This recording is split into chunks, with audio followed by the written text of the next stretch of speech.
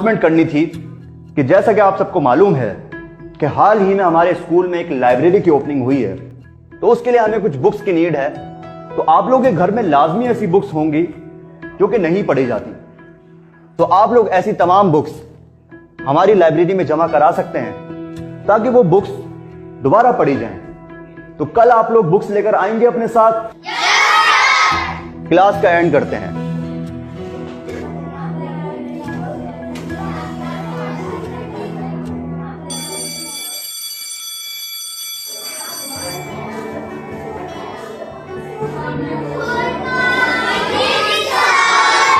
बैठ जाइए।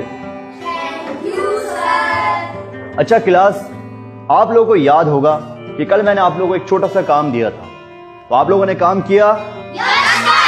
बुक्स लेकर आए हैं? अच्छा, तो सबसे पहले अरीब आप दिखाइए आप क्या लाए हैं।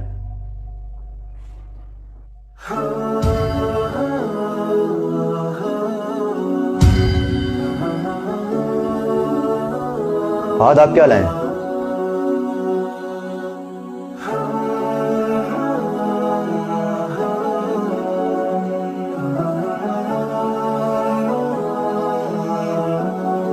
बिलाल आप क्या लेकर आए हैं?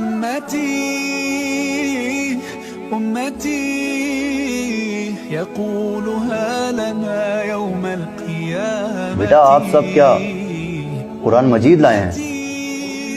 सर यही वो किताब है जो अब हमारे घरों में नहीं पढ़ी जाती।